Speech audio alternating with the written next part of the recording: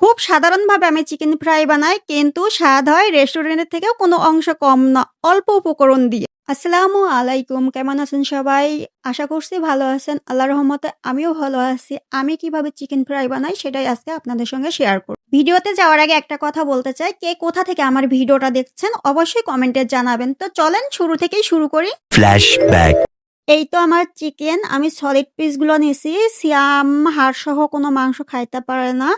এখন আমি একে, একে সবকিছু দিয়ে দিব চিকেনগুলোতে। ১ম এই দিয়ে দিব কিছুটা টক দই। দিয়ে দিব গোলমরিচ গুঁড়ো, গোলমরিচ কালোটা আর সাদাটা আমি একসঙ্গে ব্লেন্ডার করে রাখছি। তারপরে দিব জয়ফল গুঁড়ো, জয়ফল, টক দই, এগুলো হচ্ছে চিকেন ফ্রাইয়ের টেস্টটা অন্যরকম করে দেয়। তারপরে দিয়ে দিব জিরা গুঁড়ো পরিমাণ মতো। তারপরে দিয়ে দিব গরম মসলা গুঁড়ো। আমি এগুলো ভেজে সবসময় গুঁড়ো করে রাখি। তারপরে এই তো দিয়ে দেব সয়া সস পরিমিত।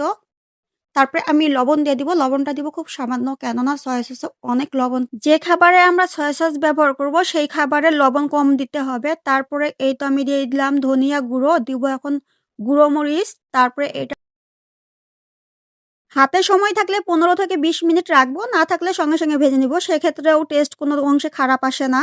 চিকেনটা এখন আমি কোট করে নিব। কোট করার জন্য এখন দিয়ে দিচ্ছি আমি ময়দা, চিকেনের মধ্যেই দিয়ে দিব। কেননা চিকেনের মধ্যে যে মসলা আছে সেটা দিয়েই ময়দাগুলো মাখানো হয়ে যাবে।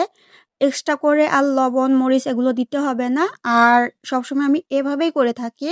এই তো আমার মিক্স করা শেষ। এখন আমি চিকেনগুলো একে, একে পানিতে সবগুলোই আমি ভিজাই নিব। তারপরে যে ময়দা আমার আছে ওটাতেই আমি কোট করে নিব। আমি এক্সট্রা করে আর কোনো প্রকার ময়দা ব্যবহার করব না।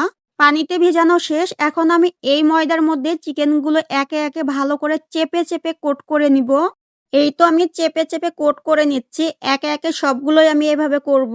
এই তো আমার কোট করা শেষ। যে ময়দাটা রয়ে গেছে এটাতে আমি এখন পানি দিয়ে দিব। পানি দিয়ে মেখে নিব, কেননা এই ময়দাটা আমি ফেলবো না। ময়দাটা আমি চিকেন ফ্রাইয়ের মধ্যেই পকোড়ার মতো করে ভেজে নিব। এটাও খাইতে ভালোই লাগে। এই তো তেল বসাই দিলাম। তেলটা গরম হয়ে আসলে ১ম এই আমি দিয়ে দিব ময়দা মাখায় রাখছিলাম সেটা গোল, গোল করে। ময়দাগুলো দেওয়া শেষ। এখন আমি চিকেনগুলো দিয়ে দিব এক, এক করে। চিকেনগুলো দিয়ে ৫ মিনিট আমি মিডিয়াম টু লো আঁচে ভেজে নিয়েছি। তারপরে এই তো উল্টাই নিব। চিকেন ফ্রাইটা আমি মিডিয়াম টু লো আঁচে ২০ মিনিট ভেজে নিয়েছি। মিডিয়াম টু লো আঁচে ২০ মিনিট ভেজে নিলেই যথেষ্ট। আর বেশি ভাজতে হবে না, বেশি ভাজলে শক্ত হয়ে যাবে।